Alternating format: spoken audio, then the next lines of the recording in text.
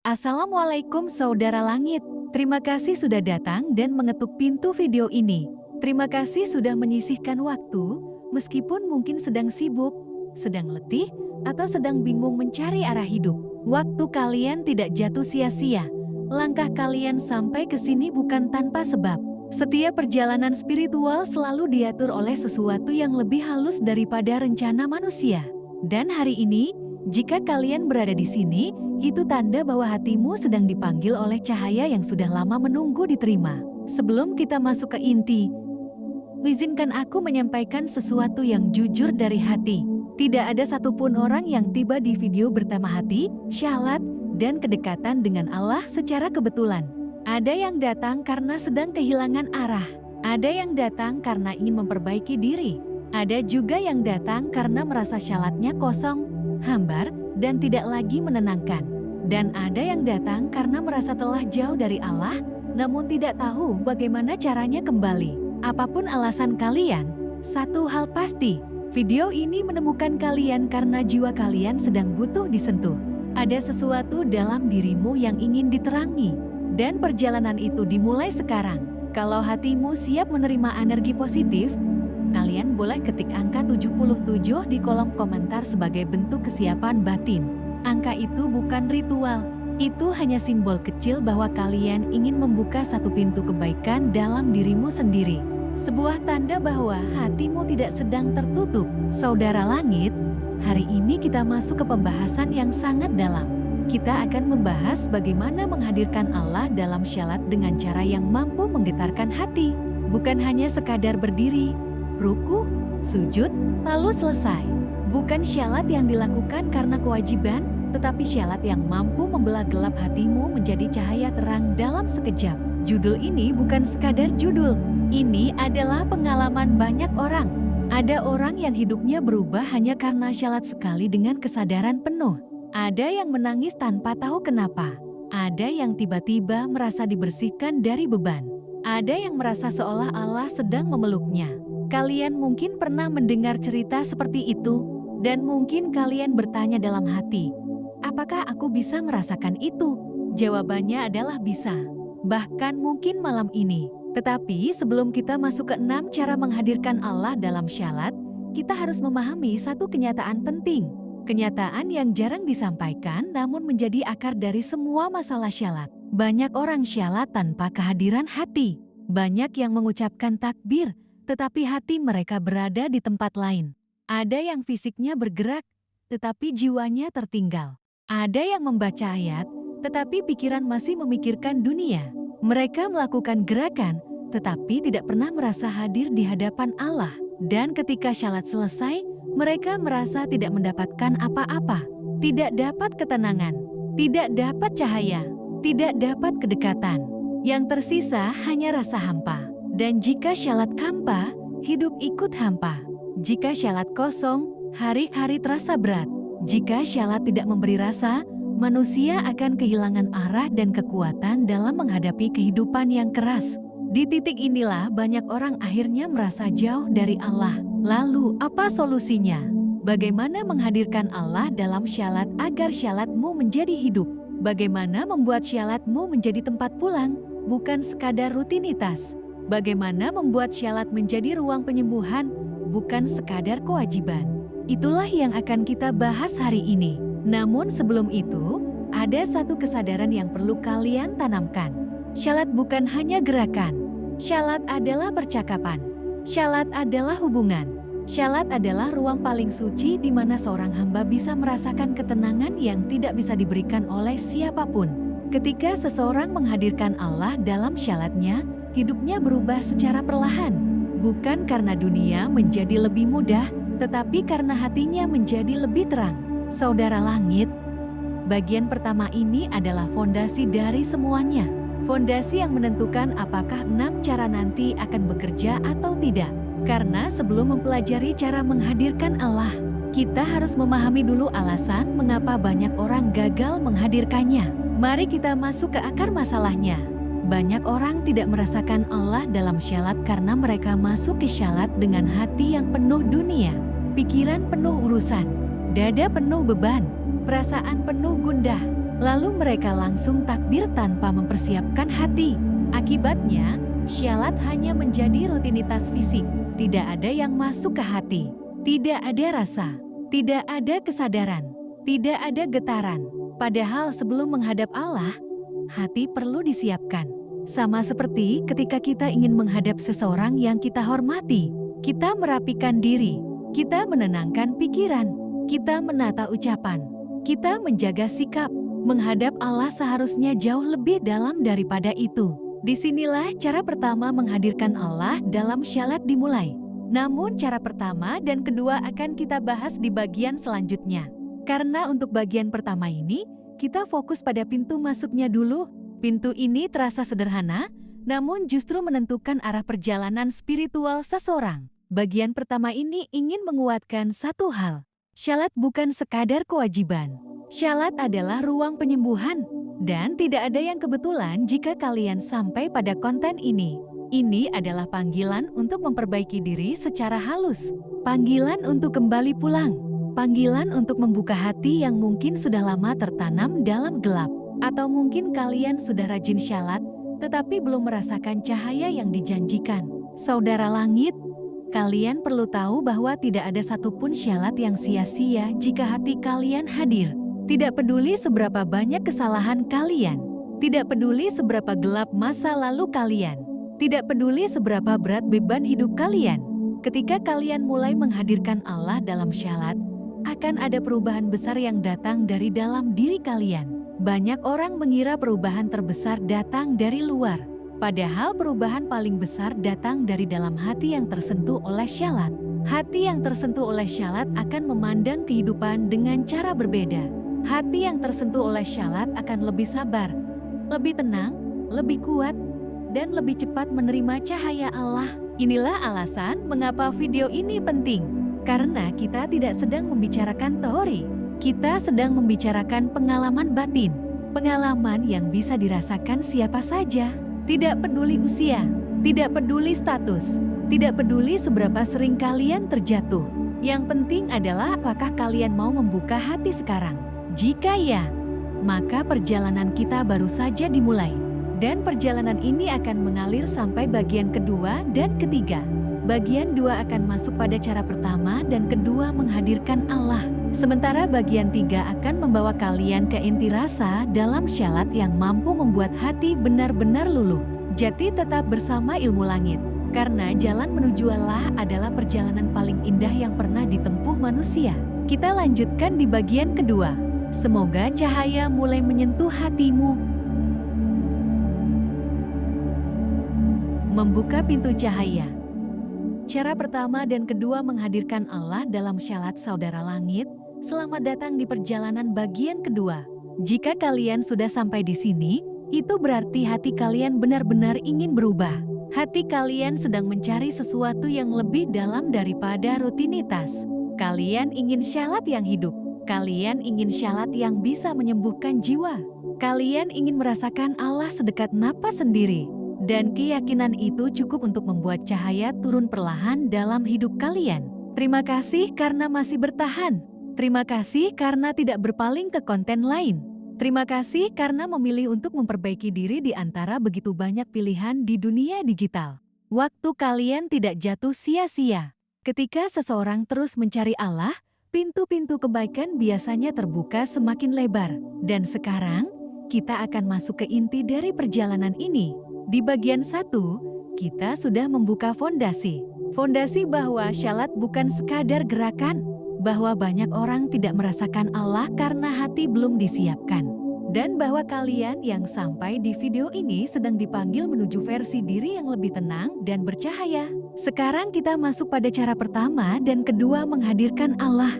2 cara yang tampak sederhana, namun sebenarnya menjadi fondasi utama semua cara berikutnya. Jika 2 cara ini tidak dilakukan, maka cara ketiga, keempat, kelima, bahkan keenam tidak akan memberi dampak yang kuat. Mari kita mulai dengan cara pertama. 1. Mengosongkan hati sebelum takbir saudara langit. Banyak orang tak sadar bahwa bagian paling penting dari syalat bukan dimulai saat takbir, tetapi beberapa detik sebelum takbir.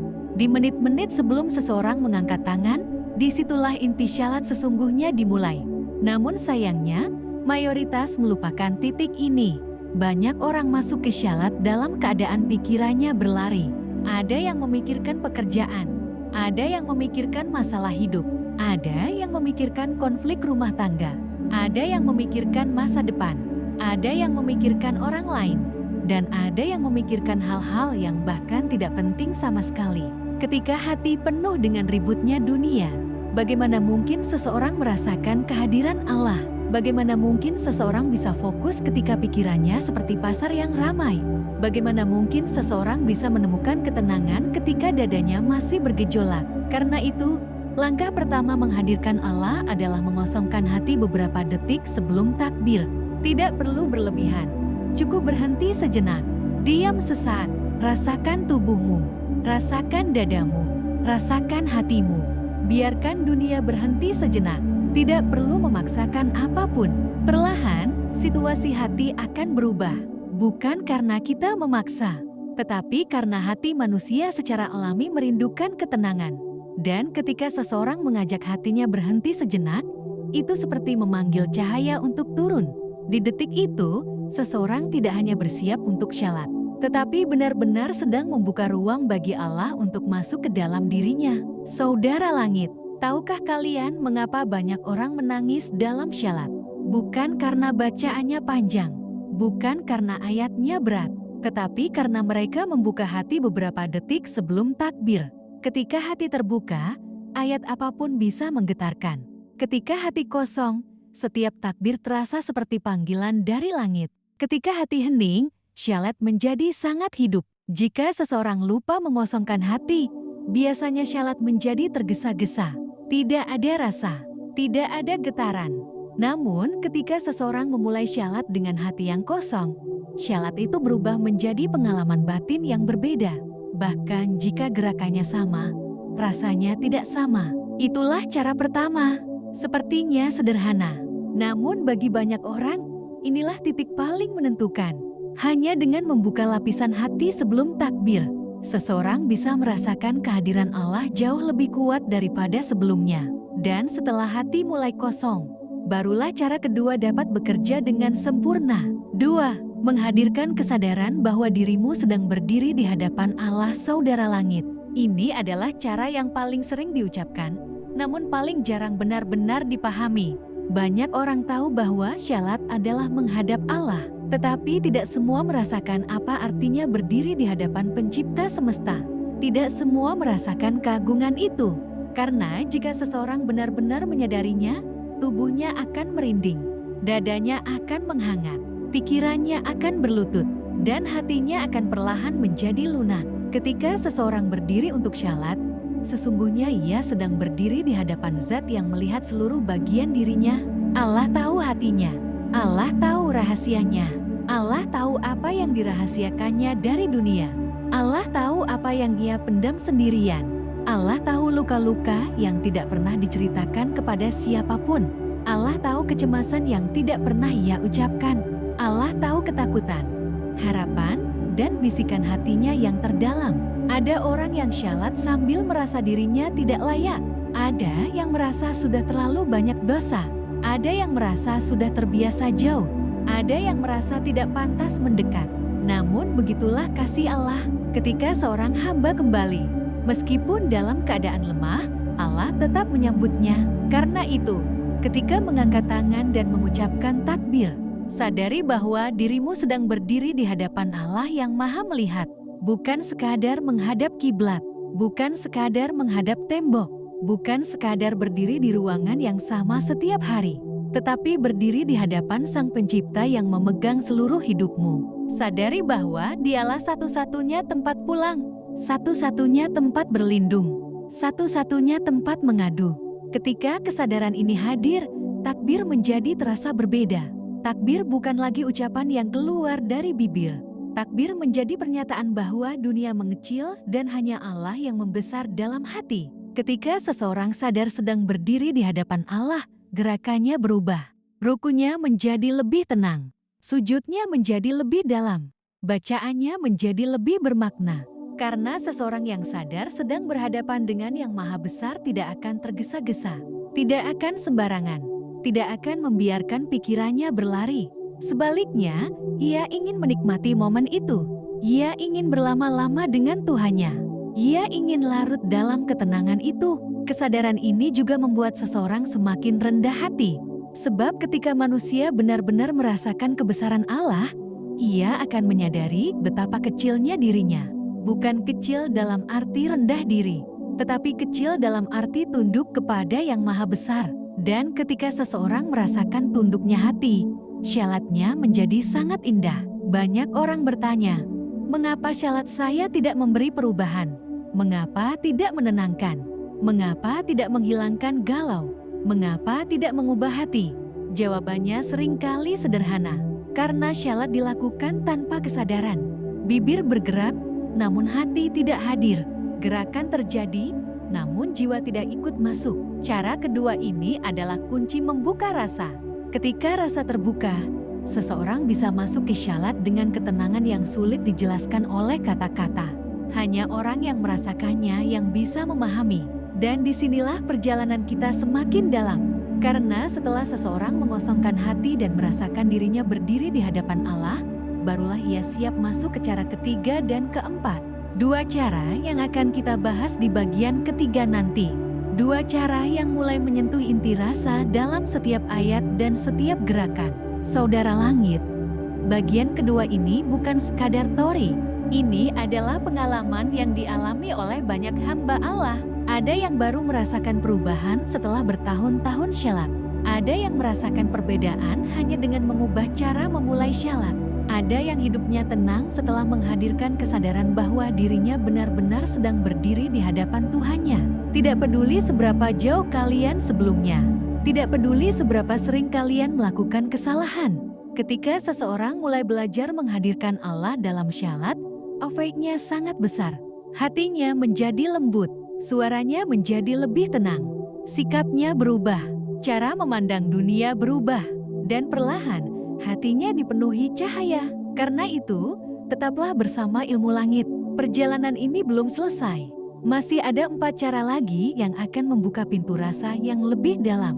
Cara ketiga dan keempat akan membuat kalian merasakan syalat sebagai dialog yang hidup. Cara kelima dan keenam akan membawa kalian pada titik sujud yang bisa membuat seseorang menangis tanpa tahu alasan yang jelas. Setelah bagian ini, kita akan masuk ke bagian ketiga. Bagian yang paling menyentuh. Bagian yang paling banyak membuat hati terdiam. Bagian yang paling mendekatkan jiwa kepada Allah. Bersiaplah, perjalanan kita baru setengah jalan. Cahaya masih terus bergerak. Dan hatimu sedang dipersiapkan untuk menerima lebih banyak lagi. Melelehkan hati di hadapan Allah. Cara ketiga, keempat, kelima, dan keenam menghadirkan Allah dalam syalat saudara langit. Terima kasih karena masih bersama dalam perjalanan ini. Terima kasih karena tidak berhenti di bagian pertama atau kedua. Tekad kalian untuk tetap berada di sini adalah bukti bahwa hatimu sedang mencari sesuatu yang lebih besar daripada sekadar pengetahuan. Hatimu sedang mencari cahaya. Jika kalian masih menyimak sampai titik ini, itu berarti Allah sedang membuka jalan untuk kalian. Tidak semua orang diberi keinginan untuk memperdalam syalat. Tidak semua orang diberi rasa khas akan kedekatan. Dan jika rasa itu hadir di hatimu sekarang, itu tanda bahwa Allah sedang memanggilmu lebih dekat lagi. Bagian ketiga ini akan menjadi bagian yang paling menggetarkan. Karena di sini kita masuk ke cara ketiga, keempat, kelima, dan keenam. 4 cara yang tidak hanya teknis, tetapi spiritual. 4 cara yang membuat syalatmu tidak hanya dilakukan oleh tubuhmu, tetapi oleh jiwamu. 4 cara ini mampu membuat seseorang menangis, gemetar, atau merasakan ketenangan yang tidak pernah ia dapatkan sebelumnya. Saudara langit, mari kita mulai perjalanan bagian ketiga ini dengan hati yang terbuka. Sebab apa yang akan kalian pelajari bukan hal biasa. Ini adalah inti dari syalat. 3. Mengubah setiap bacaan menjadi percakapan pribadi. Banyak orang membaca bacaan syalat tanpa rasa. Mereka membaca seperti hafalan. Mereka melafalkan seperti rutinitas. Mereka mengucapkan doa, tetapi tidak pernah merasa sedang berbicara kepada siapapun. Padahal syalat adalah percakapan pribadi antara seorang hamba dengan Tuhannya. Seseorang hanya akan merasakan kehadiran Allah ketika setiap kata terasa seperti dialog. Ketika Alhamdulillahirabbil alamin bukan hanya lantunan, tetapi ucapan syukur yang benar-benar keluar dari dada. Ketika ihdinas syiratal mustaqim bukan hanya hafalan surah, tetapi permohonan untuk dituntun menuju jalan terang. Ketika subhana rabbiyal a'la bukan hanya bacaan sujud, tetapi pengakuan tulus bahwa Allah Maha Tinggi. Sementara kita hanyalah makhluk kecil yang butuh dituntun setiap waktu. Ada seseorang yang hidupnya berubah hanya karena ia mengubah caranya membaca Al-Fatihah. Ia membacanya perlahan. Ia membacanya dengan sadar. Ia membacanya dengan memahami arti setiap kata. Dan di suatu malam, ia menangis ketika membaca ihdinas syiratal mustaqim. Ia tidak tahu kenapa ia menangis. Tetapi hatinya tahu bahwa ia sedang meminta petunjuk yang sudah lama ia abaikan. Ketika seseorang menghadirkan bacaan sebagai percakapan, bukan sebagai hafalan, hati menjadi lunak. Dan ketika hati lunak, kehadiran Allah terasa sangat dekat. Bacaan dalam syalat bukanlah kata-kata kosong. Itu adalah pintu untuk menyentuh langit. Bayangkan jika kalian membaca Al-Fatihah sambil merasakan bahwa Allah sedang mendengar setiap kata dengan penuh kasih. Bayangkan jika kalian membaca doa ruku seperti seseorang yang benar-benar merendahkan diri di hadapan Zat yang menguasai seluruh alam. Bayangkan jika kalian sujud sambil berkata Subhana Rabbiyal A'la dengan hati yang benar-benar tunduk. Saat itu terjadi, syalat tidak lagi menjadi kewajiban. Syalat berubah menjadi kebutuhan. Syalat menjadi tempat pulang. Syalat menjadi tempat menenangkan diri. Syalat menjadi ruang di mana air mata bisa jatuh tanpa rasa malu. Itulah cara ketiga, ubah bacaan menjadi percakapan. Ketika itu dilakukan, hubungan antara seorang hamba dan Allah terbentuk dengan kuat. Mari kita lanjutkan ke cara berikutnya. Keempat, memasukkan nama Allah ke dalam hati saat sujud. Sujud adalah momen paling sakral dalam syalat.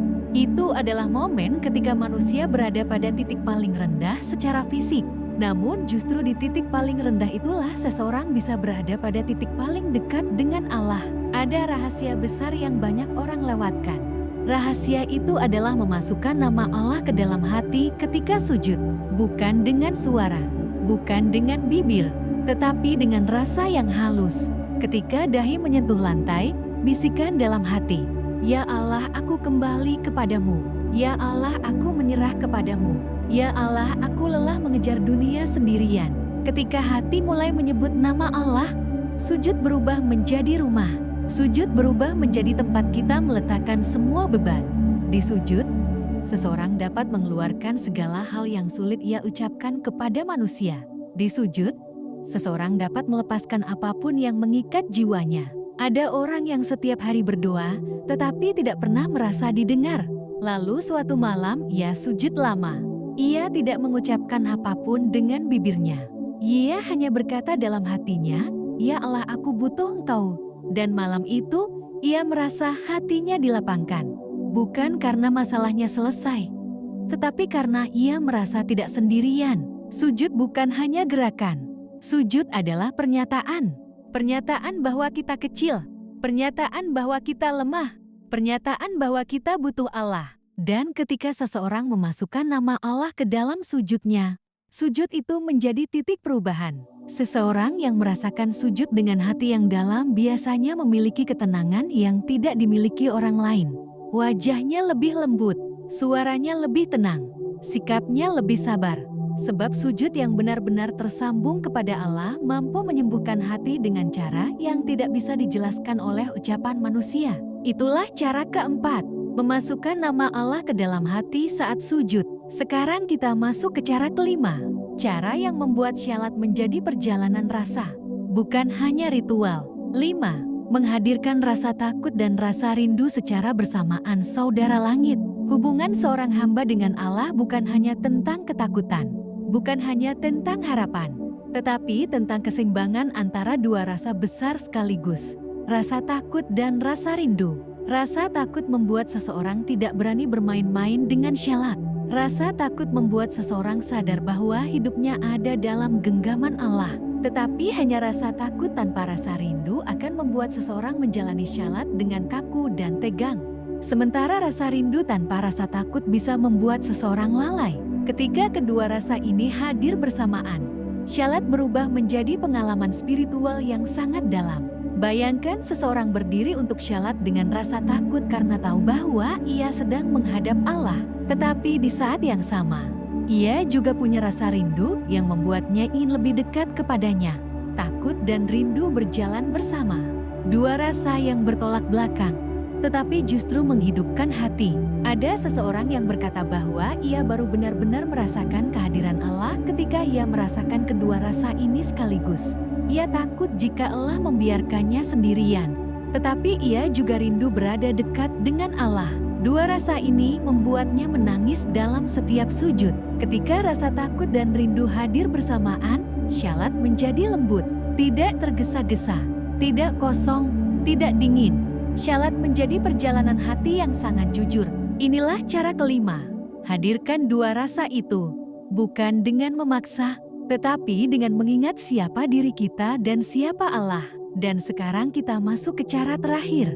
Cara keenam, cara yang membuat syalat menjadi cahaya dalam hidup seseorang. 6.